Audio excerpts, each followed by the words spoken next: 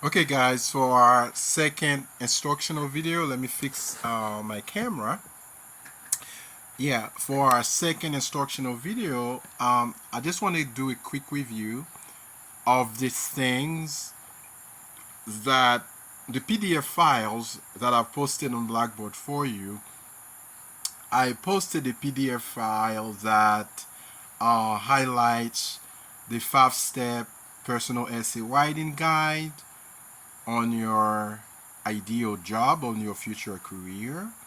Remember, every file that I post, or I have posted or will be posted, will always be under the tab labeled required course materials.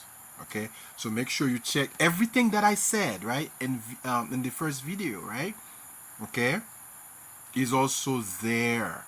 Take the time to review, to read carefully the course instructions. And the second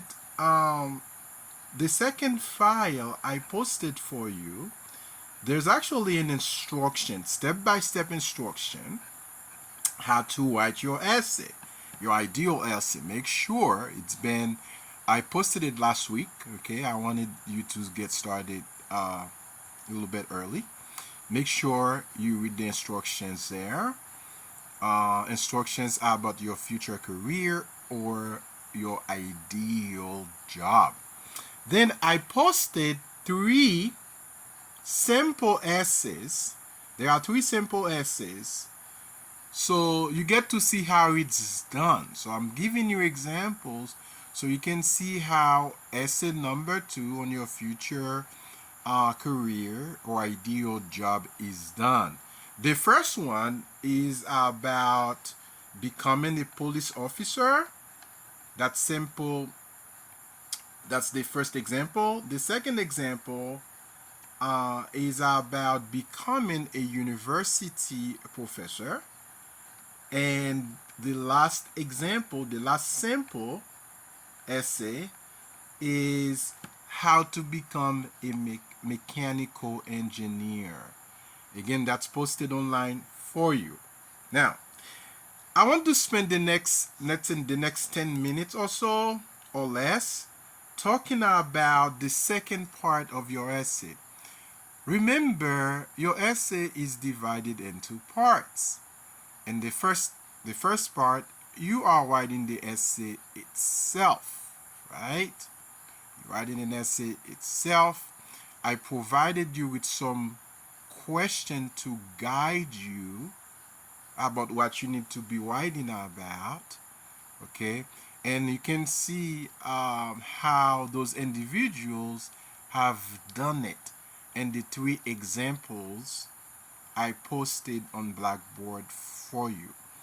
Now, the second part of your example, of your essay, I should say, is to interview a person who's currently working in the job, right? Who's doing the job you want to do in the future. You can also interview uh, a retiree, right? If the person has been retired or is retired from the job, you're welcome to interview that person. So I want to go over some questions just to give you some ideas, some questions you might want to ask your interviewee. Your interviewee. All right. My French accent is taking over. Okay. Anyway, so you are the interviewer and there is an interviewee. So I'm going to share with you some basic questions you want to ask that person. You don't need to ask my questions, and I have no problems if you ask them the same questions, right? But of course, you have your own personal questions, right? But I just want to share with you so you have an idea, what to ask. For example, when you're exploring your ideal job, it's important to ask yourself a series of reflective questions. So, because you want to gain clarity and you want to identify some key elements that align with your career aspirations and personal goals. So I want to go over, they give you maybe 5 to 6, I don't know, some questions. For example, you can ask your interviewee, oh, first you want to ask, how does work-life balance play a role in your ideal job, right?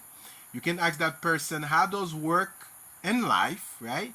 Work in the person's life. That means the person responsibilities.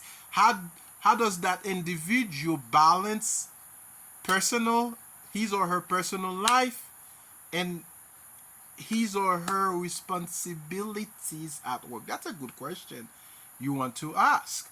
For example, police officers work a lot, teachers work a lot, nurses work a lot. I mean, I have not seen an easy job in the world yet. If you find one, let me know, because as a as a college professor, I work very hard. You know, college professors teach a lot of classes.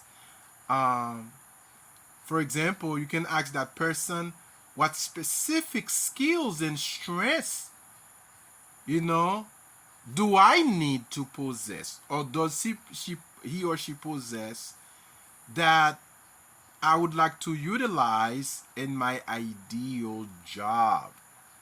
Or you can ask, how do compensation and benefits factor into the job that person is doing?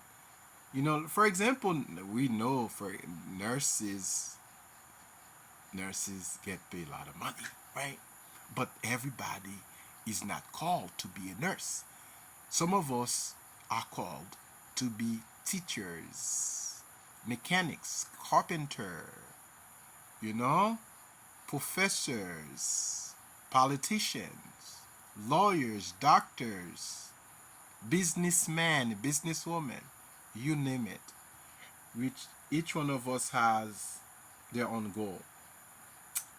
Another see, let me go over like two more questions for you. You can ask that person, what initially attracted you to this profession? What initially attracted you to this profession? Or you can ask that person another question, what level of education, training, or certification is required to enter this profession? What level of education, training, or certification, if there's any, is required to enter this profession? For example, to become a plumber, right? Or an electrician, right? Or to become a high school teacher, you have to be certified. To become a doctor, you have to be certified. To become a nurse, you have to be certified. A firefighter, you have to be certified, right? Another question you can ask, how does this profession fit into my overall life goals and aspiration? And the last question you can ask that person, what are the current trends, advancements, or challenges affecting this profession? What are the current trends, advancements, or challenges affecting this profession?